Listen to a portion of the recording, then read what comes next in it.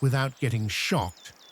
It's because electricity flows when it has a path from high voltage to low voltage, like from a wire to the ground.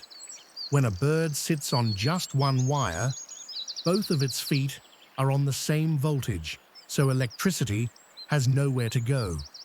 But if the bird touched another wire or something connected to the ground at the same time, the current would flow through its body and it could get electrocuted.